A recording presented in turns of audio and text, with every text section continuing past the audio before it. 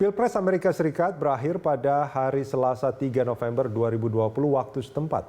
Akan tetapi proses itu hanya sebagai penanda bahwa Pilpres Amerika Serikat memasuki tahap akhir.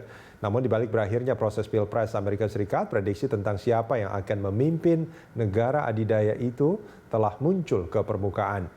Pemirsa, untuk membahasnya sudah terhubung melalui sambungan Zoom pengamat hubungan internasional Teuku Reza Shah. Selamat sore Pak Teuku Reza. Selamat sore.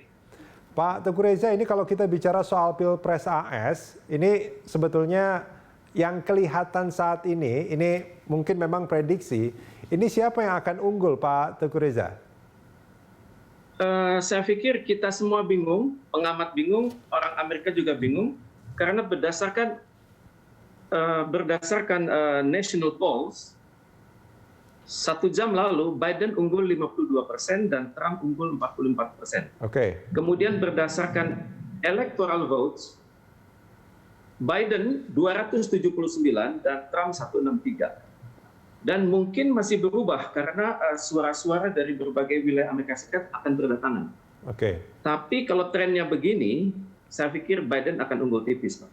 Akan unggul tipis. Selisih 3% tampaknya. Oke, ini kita bicara bukan popular vote-nya kan, tapi lebih ke electoral college-nya, karena winner take all yang dipakai di sana kan.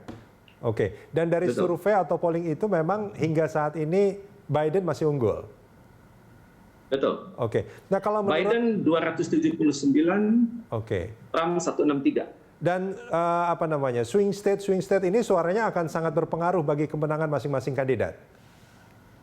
Betul. Dan kedua tokoh tampaknya memainkan isu-isu lokal seperti kesehatan, keagamaan. Terbukti dari Pompeo yang datang ke Indonesia mencoba membuktikan kepada rakyat Amerika bahwa ada link keterlibatan Amerika Serikat atas pembentukan generasi muda Indonesia yang lebih adaptif terhadap pemikiran-pemikiran Amerika modern. Diharapkan ini bisa meningkatkan rasa percaya diri masyarakat beragama atas Donald Trump. Oke.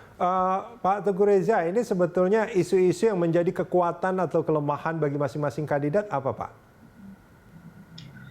Kalau Trump, kelemahan dia adalah dia sering tidak berkomitmen atas kebijakan global Amerika Serikat, satu.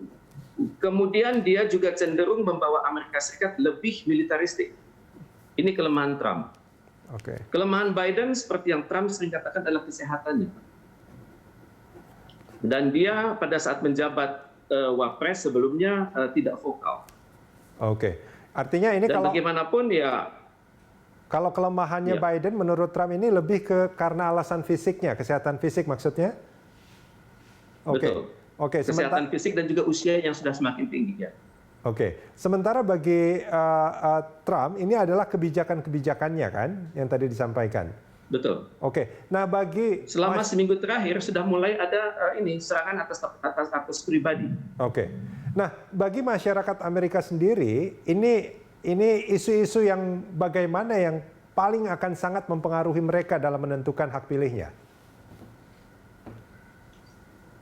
Pertama isu itu adalah bagaimana menangani China, satu. Dan yang kedua bagaimana memantapkan kepemimpinan global Amerika Serikat di berbagai belahan bumi. Kedua.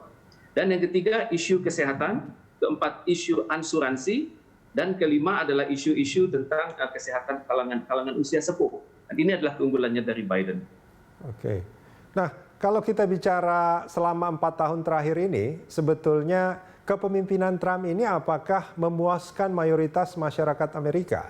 Atau sebetulnya mereka justru merasa masih jauh dari harapan? Banyak kritik atas Donald Trump ya, tapi juga banyak kebanggaan atas Donald Trump. Terutama sekali dalam menghadapi kepemimpinan China, Trump sangat bangga bahwa dia populer dan ternyata bagi sebagian kalangan bisnis, Trump adalah figur yang cocok. Tapi bagi sebagian yang anti perang, maka Trump ini membahayakan. Karena Trump ini cenderung membawa Amerika Serikat kepada situasi yang militeristik. Dan ini biayanya sangat mahal. Misalnya biaya menempatkan pasukan ke luar negeri, biaya memelihara pangkalan-pangkalan, dan juga membiayai updating alutsista. Itu sangat mahal.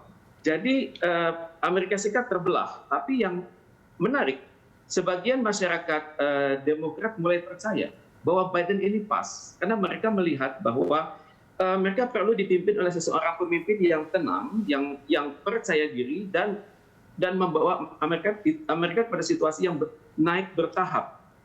Sedangkan mereka khawatir dengan Trump, misalnya kita lihat di dalam seleksi kepegawaian di Kementerian Strategis, terutama sekali Kementerian Pertahanan, Kementerian Luar Negeri, dan di White House. Ternyata Trump dengan mudahnya menggeser 30% elit yang tidak bisa membuktikan loyalitas kepada Trump. Dan ini merupakan kritik dari masyarakat terdidik Amerika Serikat.